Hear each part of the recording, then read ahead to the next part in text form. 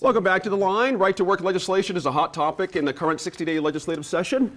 A right to work bill cleared a House committee last week, and Tom, there's a lot of debate over this one that leading up to this situation. Let's define our terms here and what people are looking for when it comes to right to work and what it all means. What was your sense coming out of committee?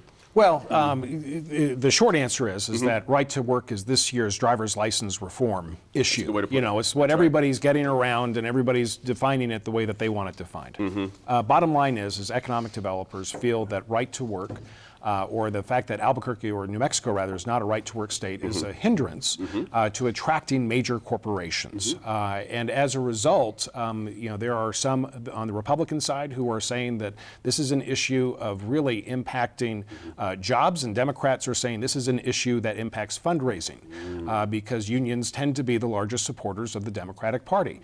Now, with all that said, where I kind of come down on this is that right to work of all the different deals, according to friends of mine in the Economic Development community, that are in the pipeline right now, none of them are dependent upon right to work. It's always the side dish. It's never the main course. Corporations and manufacturers that want to work here and move their businesses here are looking for water, and they're looking for tax breaks.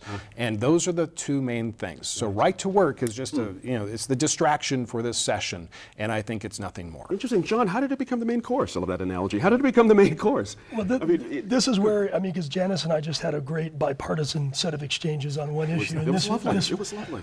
That may end right now. No, I'm just kidding. But it's the beard. Exactly. From my perspective, I've represented a lot of labor unions over the years. I've been endorsed as a candidate. I've worked with them as chairman of the Democratic Party. The reality is that the entire issue is just political, in my view. Okay. In other words, it really is motivated to deprive the left wing of the political spectrum of one of their major funding sources. Sure. That really is the case. If you look at the phrase right to work, that's just a very clever name. What the legislation actually does is it allows, first of all, we have very low levels of unionization in New Mexico. Right. So it really has virtually between 4 and 6% right, of our workforce. Right, and a lot of the workforce that is unionized are public employees that are not covered by this particular statute. Right. And so the bottom line is this will have virtually zero effect. But what right to work legislation, the supposed right to work legislation does is if you've negotiated a contract with your employer under a union collective bargaining agreement, it allows people to not have to pay for that bargaining service. Okay. Like there are workers that will get higher wages when they're bargaining through a collective bargaining agent who will get a free ride and not have to pay for those kind of services. So it's not a right to work. You have a right to work. Sure. Or you actually don't have a right to work in this country, right? You have a right to be fired at will in the state of New Mexico. So this whole idea that you have a right to work is preposterous. And the bottom line is if you look at right to work states, they have lower median wages than non-right to work states. I look at it as an economic development idea, and I think Tom has it right. We need to focus on things that we can have common ground on. Worker training, water, resources. That's what Republicans and Democrats can get together on. Maybe building some physical infrastructure, those kinds of things that would actually increase jobs. There's a little bit of an agreement on that last bit of it there, but there's a disagreement, of course, Janice Arnold-Jones, that the idea that one should have the freedom to either not pay or pay coming in the door, a lot of folks don't have a problem with that. That seems reasonable to them, to have the right to not have to pay to get into a union. Would you be on that side of the issue? I would, and I think it is reasonable for the union to update their act and get their members to do an automatic bank deduction to pay their dues rather than the state collecting it and writing a check to the union. I can get with that. But I'm telling you what, this is not what is going to change the economic landscape for the state of New Mexico. And let me throw it on the table. What it is time to do is to fix our gross receipts tax. And I'm telling you what, you pull gross receipts tax down to 3%, you get rid of all the exemptions and all of the, Lord knows, redundant, stupid paperwork, and you limit cities and counties to 1.5%, now we're talking about some economic development. This is not it. It just aggravates me that, it is the talking point, but it doesn't do anything. Interesting there. Jeff, this seems to be the consensus. I love that. This seems to be the consensus, though. I talk about this all the time. And the consensus is it won't do anything.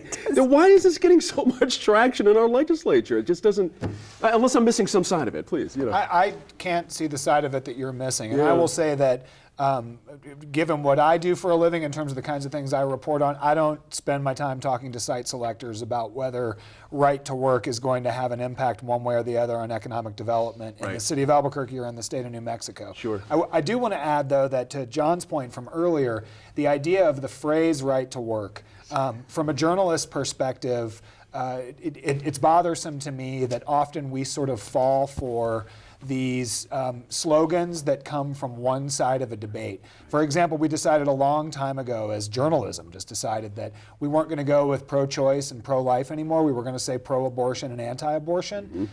Right to work is a phrase that really captures one side of the debate. And I think words are important in my business, and I would like to see us find another way to talk about what this legislation is. That said, it does look like it's going to get through the House. We'll see what happens with it in the Senate. I think that's where the battleground will be for that piece of legislation. And in the end, whether it'll have any impact on what takes place here, it does seem from where I'm sitting and the kinds of things I'm covering that there are bigger concerns for companies that may be looking to locate to New Mexico or to the city of Albuquerque to set up shop. It's interesting, Tom, it all circles back to water at the end of the day, which you really mentioned does. before. Yeah. You know what I mean, about taxes and all that kind of I was thing. saying, by Please. the way, we apply the gross receipts tax to water. That's right. And so when I say it is time to update what we're doing, get rid of the paperwork, then it makes water more attractive. I'm sorry, Tom, go ahead. Oh, no, that's, well, I love it. I mean, and just as an observer, I mean, this is fantastic. The bipartisanship that's taking place. I mean, It's if amazing. I had $10 on this, not that I'm doing legalized gambling or anything like that, I would have lost my money. But anyway. We're joining the movement. Right. So, New Mexico First has done Yeah. a great job, and I have the opportunity to work with New Mexico First on the topic and issue of water. And I think that they're bringing a lot of good conversations to the table that we need to look at as a state. Sure. But when it really comes down to it, we have to, as a state, decide what our policy is and how it interacts with what our economic development policy is. On that note, let me interrupt you on that note. That's the exact place I want to pick up. Is this a function of this legislation is picking up a void or filling a void that was not filled before this legislation this session was started?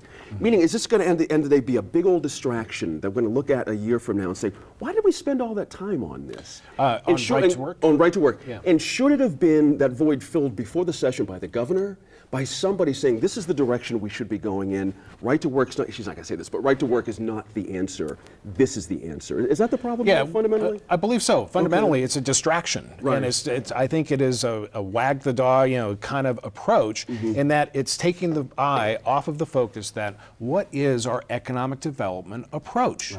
Right, exactly. Cue the crickets. Well, Please. What I will say, there is a libertarian principled argument that you kind of outlined about this kind of legislation, that people should not be forced to pay dues to a union that they disagree with. That is a principled argument, and if that's why people were pushing the legislation, if that's what they were going up to the hearing that was in the House and passed it through the first hurdle, if that's what they were talking about, I would think that it's a legitimate project.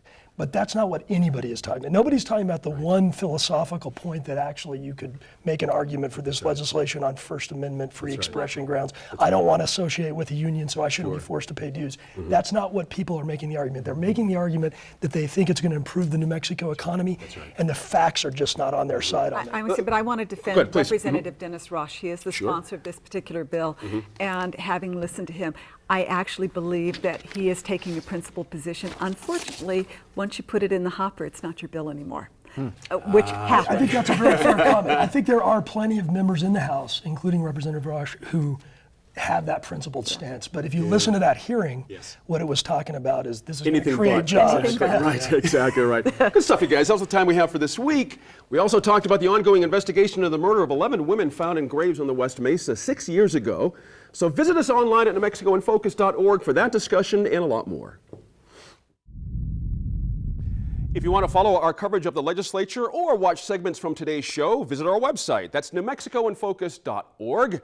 You can also connect with us on Facebook and Twitter. As always, we appreciate your time and your effort to stay informed and engaged. I'm Gene Grant. We'll see you next week in Focus.